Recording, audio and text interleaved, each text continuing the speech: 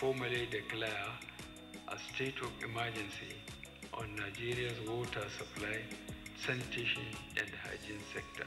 Special privilege and pleasure to officially unveil the logo of the Clean Nigeria and Open to support the efforts to ensure that Nigerians have access to good water supply and sanitation facilities.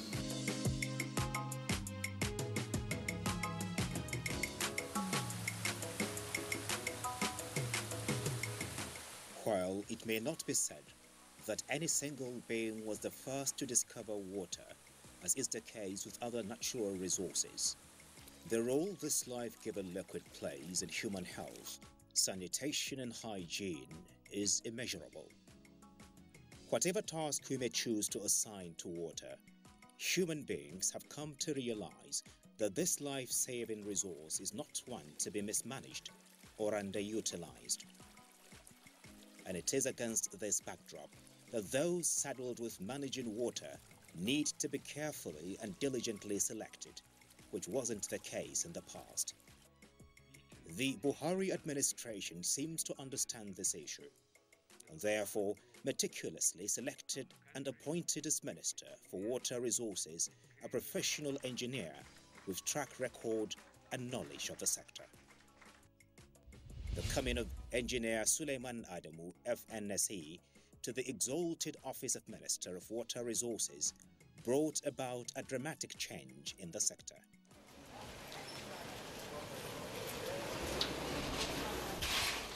As an astute engineer imbued with necessary professional qualifications, Adamu assumed office as minister with the benefit of hindsight of a keen outside observer. The reputable engineer from the private sector and fellow of the Nigerian Society of Engineers swung into action to reposition the ministry to be result-based and performance-oriented. While warmly welcomed by members of staff of the ministry in November 2015, he knew very well that beyond the pleasantries or a warm welcome, the task ahead was daunting. The minister realized that the input of other stakeholders was necessary in this direction and called for the assemblage of relevant participants from across the country in a retreat in the Federal Capital Territory. After a careful study of key issues, ongoing and abundant projects were identified as the major challenge to the development and progress of the water sector. Subsequently, a bold and pragmatic plan was developed to address the challenges.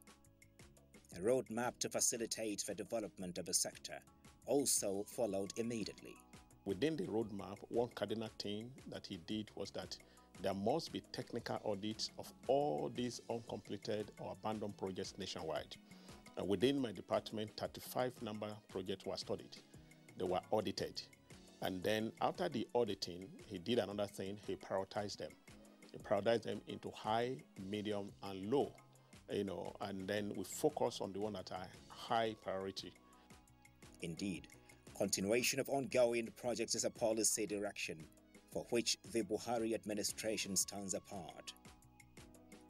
And 116 viable water supply, sanitation, dams and irrigation projects were thus prioritized for completion.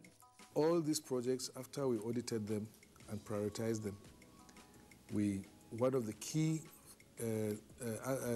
criterion that we used was how much beneficial is that project to the community. And on the basis of that, we selected the projects that we felt we should continue with because of the tremendous benefit that they will have to the people. If you leave those projects, you abandon them and start new ones, chances are that you will not be able to accomplish your own. You may not even finish your own. So what have you done? The other ones have not been finished. The ones you want to do have not been finished. And it becomes a vicious cycle. So it was just a professional judgment on our part, and we're very happy we did it. In no time, the turnaround has been evident. Out of 35 abundant water supply projects, 13 have been completed. We have projects like Zobe, water supply project in Katsina, Dutz and Mark Katsina, supplying Katsina with water. And this is a project that was started in 1992. But alhamdulillah, we're able to finish it just before the advent of the COVID-19 lockdown. We also have projects like Kwantagora Auna Dam and Irrigation Project, which was started in 1987 and abandoned. We're back on track. It's about 60–70% now. Of course, we finished also projects like Kashimbila Dam and the hydropower, 40 megawatts hydropower project. Some projects like Urara hydropower, we're waiting for concessioning. We managed to do that. We've also brought about new other projects like Zungeru Ushishi Water Supply Project, Ota Water Supply Project, Adada Dam in Enugu State, which else? Ile-Ife Dam, Ogbese Dam in Ekiti State. There are quite a number of them, Mangu Dam in Plateau. And so far we've finished more than 20, I think, projects out of the 116. Although out of the 116, we also, I told you, we prioritized. So among the priority projects, we've finished quite a lot. 3 years after a partnership agreement with the state government, the Zobe Regional Water Supply Project is set to live out its dream.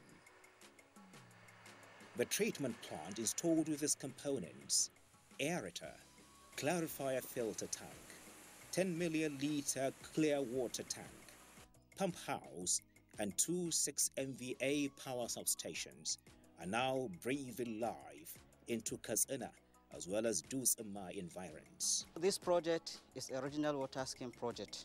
It's going to serve 6 to 7 local governments area of Katsina State. One is Dutz-Amma, Katsina, Kankia, Charanchi, Safana, and Kurfi, and lastly the Patagara local government areas. For the 3 local government areas currently benefiting, it is a new lease of life with easy access to water. I want to take the opportunity to thank the federal government for this very big intervention. And the water supply demand for Katsina is probably in the region of about 150 million liters per day. We are getting our 70 million liters from Zobe.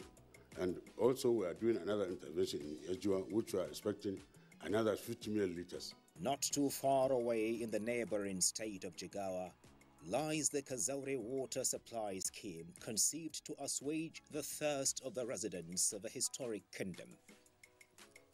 The people of Kazori have for decades known what scarcity of safe water feels like, as decent and clean pipe-borne water was a challenge to the town.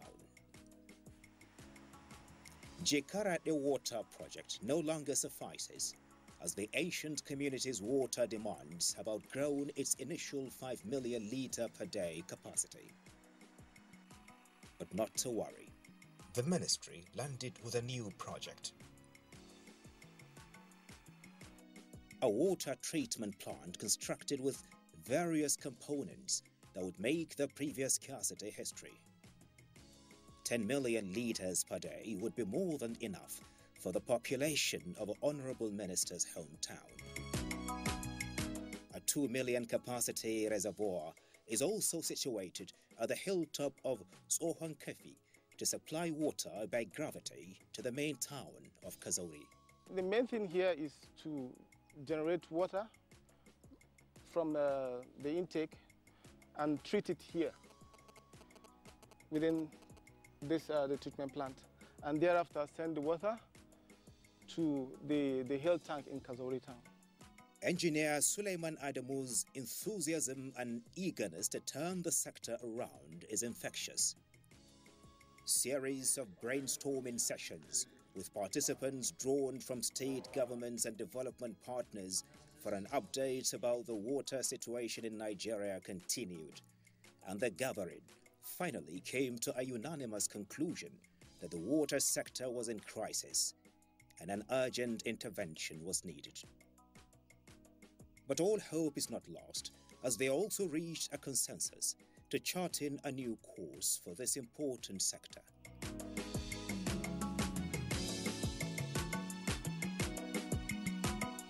November 8, 2018, signaled an epoch in the annals of the sector. President Muhammadu Buhari demonstrated the biggest commitment to the sector with the expression of the political will identified to have been missing in the recipe for a purposeful turnaround. Representatives of state governments, international and development partners and other relevant stakeholders converged on the banquet hall of the presidential villa in Abuja. They witnessed the presidential launch of the National Water, Sanitation and Hygiene Wash Action Plan.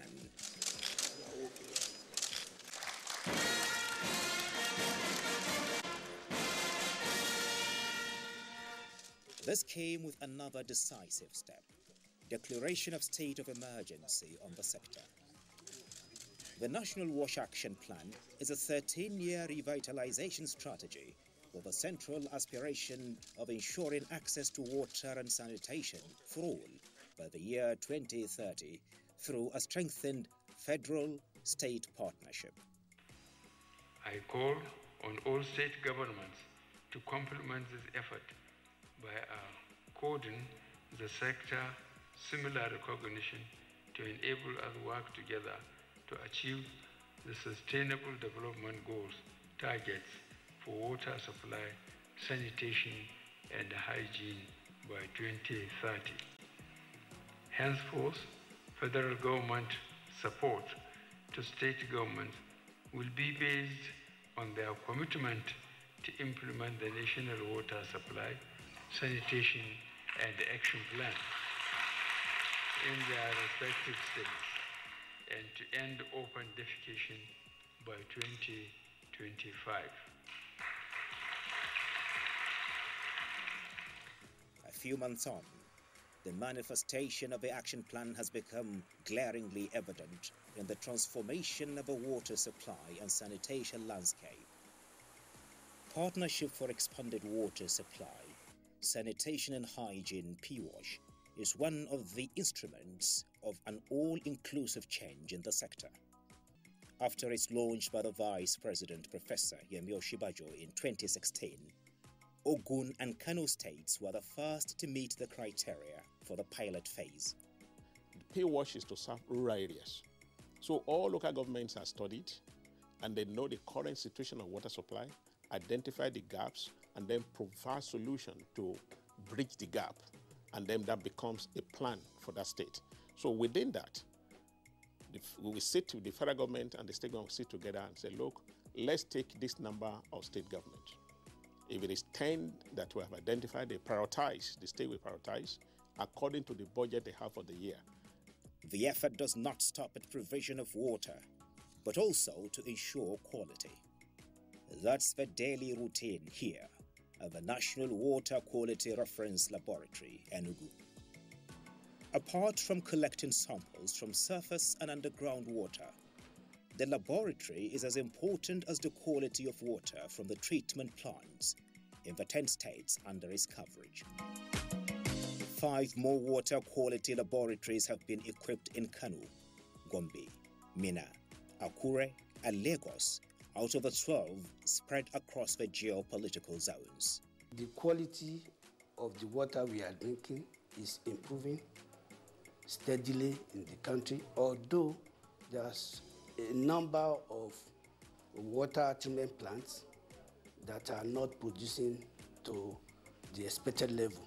But at least those that are producing, we guarantee that the water they produce and deliver to the people is safe enough for the people. For Nigeria to literally have a dignified life at the end of the Sustainable Development Goals in 2030, the second leg of Goal 6, Sanitation and Hygiene subsector, must be fixed. It shouldn't be government business only to provide sanitation facilities. Primarily, it is the responsibility of individual households to do that. So they should be encouraged. But the weak and the vulnerable should be supported where they can, because there are people that may not be able to afford it, and we believe states should be able to come in so that no one is left behind. The most critical assignment at hand is to clean up the mess open defecation practice has done to the image of the giant of Africa. Nigeria was number 2 after India in the world ranking of open defecation. But India was set to vacate the first spot for Nigeria. Nigeria is a country that so much people look up to, the giant of Africa. We can say that the position where we are occupying currently concerning open defecation is not good. Where we have about 46 million Nigerians defecating in the open. That does not speak well for us on every side. On the economic side, it means so much is we're losing so much in terms of people losing hours of work, productivity not being okay, because open defecation is associated with a lot of diseases. Encourage Nigerians to ensure that they see this open defecation free campaign as everybody's business. Everybody should key into it and ensure that they endeavor to, build their toilets, and even now there are cheaper, facilities that you can use to achieve the same purpose of ensuring that you don't defecate in the open. The open secret of the 47 million Nigerians involved in the practice had caused a stench that needed to be cleansed. And so, Engineer Suleiman Adamu seeks to face the odious stench of this situation with desperate measures. As a way out, he looked in the direction of India, which had wriggled its way out of this unpalatable situation. Besides visiting this Asian giant himself, he also deployed a delegation to learn the ropes of cleaning the mess, all in a bid that Nigeria should not occupy this unwanted position. The commitment of the government of a day is also unflinching. Again, expression was given to this as the Vice President Professor Yemi Oshibajo flagged up the national campaign against open defecation in the country, tagged Clean Nigeria, Use the Toilet. The launch of the National Action Plan for the revitalization of the sector and the declaration of a state of emergency by the President last year was among the many initiatives of government in addressing the challenges confronting the sector. The National Action Plan is phased into emergency, recovery, and revitalization stages. In this emergency phase of the action plan, it's our desire to aggressively mobilize the entire country towards ending the practice of open defecation. There is no need to debate the point that sanitation is a major public health concern and that poor sanitation adversely impacts us all. It is a campaign meant to sweep across the nation. But it wasn't going to be words without action, as President Buhari expressly followed up with the Executive Order 9 titled The Open Defecation Free Nigeria by 2025 and other related matters. Not to leave anything to chance, the minister reached out to state governments. The goal was to ensure that subnational governments are on the same page with the federal government.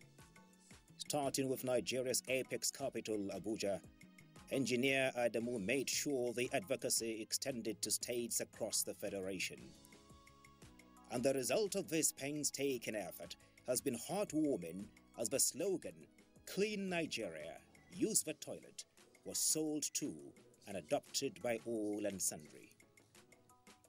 Starting with Obaliku, which emerged the first open defecation-free local government area in 2016, the train of the implementing agencies has not stopped in its task of cleanup across the state.